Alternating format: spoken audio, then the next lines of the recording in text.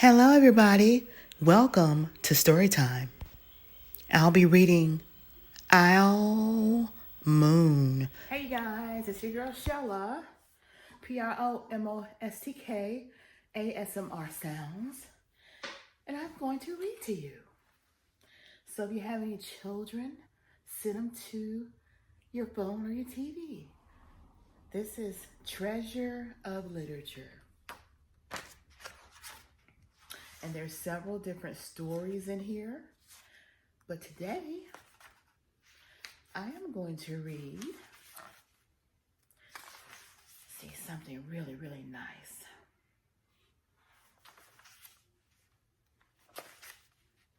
Let's see, what will I read today?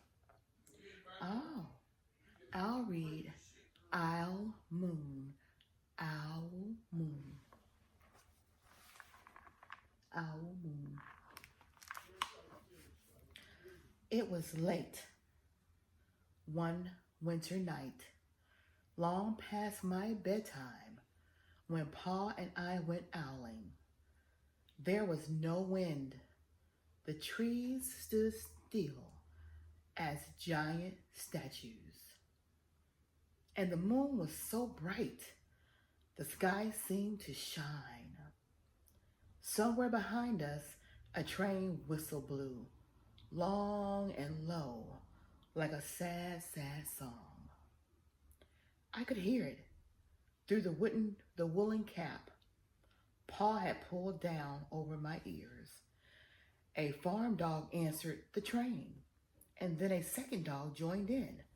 They sang out, trains and dogs, for a real long time, and when their voices faded away, it was as quiet as a dream.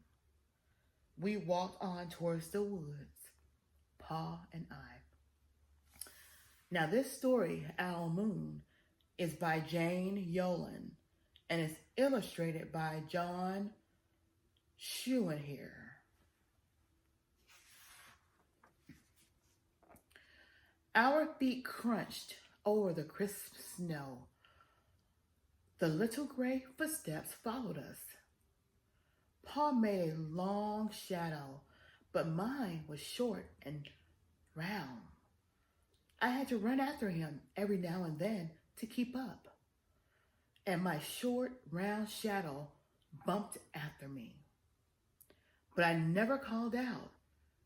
If you go owling, you have to be quiet. That's what Pa always says. I have been waiting to go owling with Pa for a long, long time.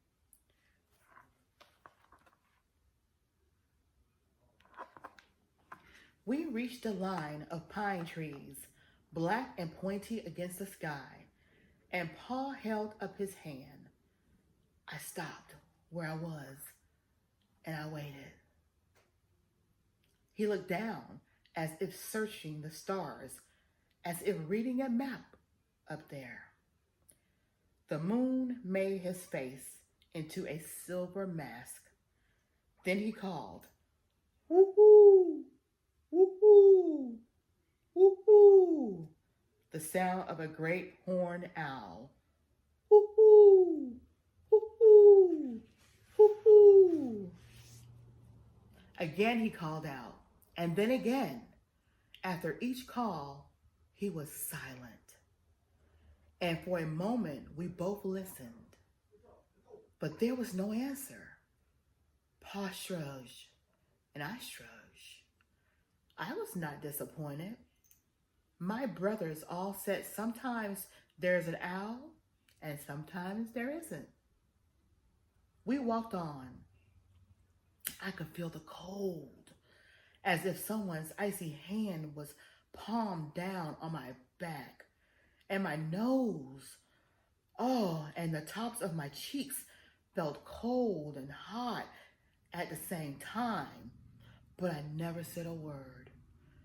If you go owling, you have to be quiet and make your own heat. He went into the woods. We went into the woods. The shadows were the blackest things I had ever seen. They strained the white snow. They stained the white snow.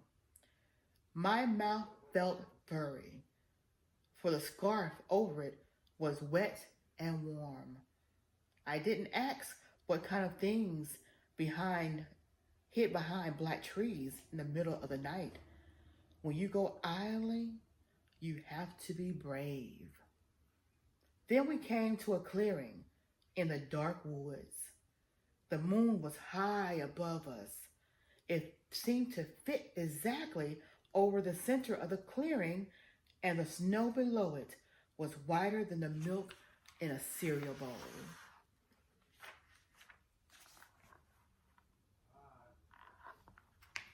I sighed, and Pa held up his hand at the sound.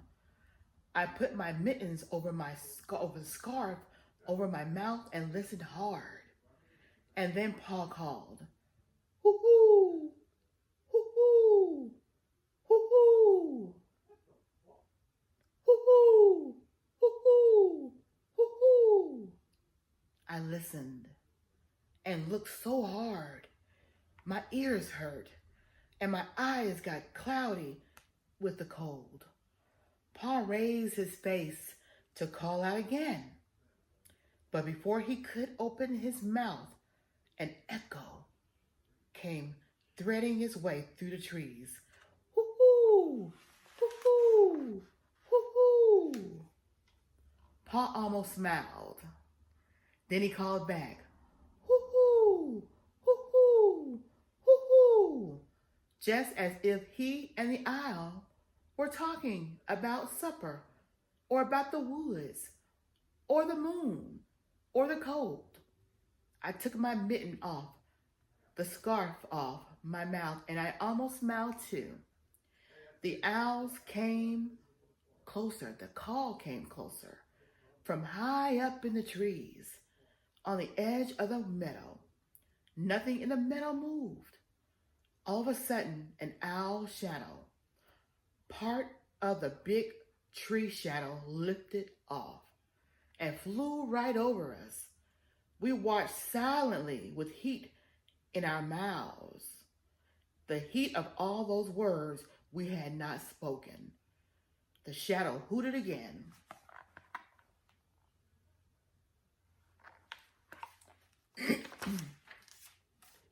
Paul turned on his big flashlight and caught the owl just as it was landing on a branch. For 1 minute, 3 minutes, maybe even 100 minutes, we stared at one another.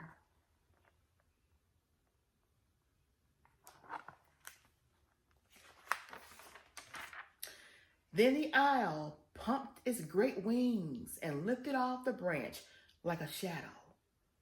Without a sound, it flew back into the forest. "Time to go home," Pa said to me. I knew then I could talk. I could even laugh out loud, but I was a shadow as we walked home.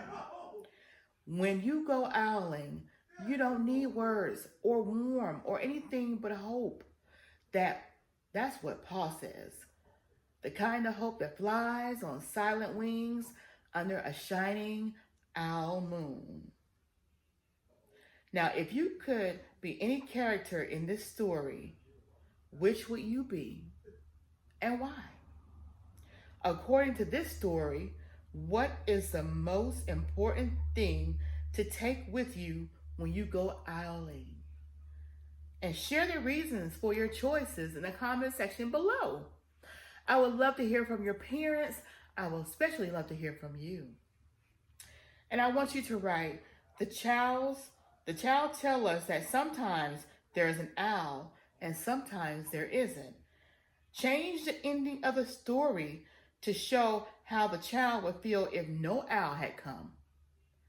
Write a new ending to the story and share it with your family and friends.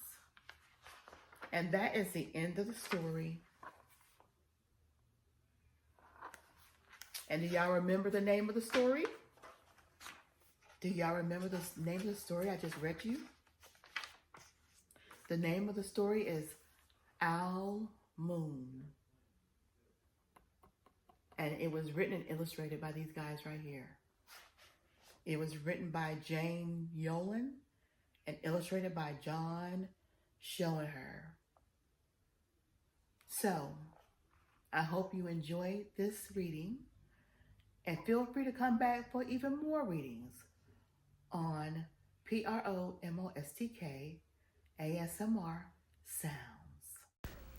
Please answer these questions in the comment section below, and like, comment, subscribe, and share with everyone. Thank you so much.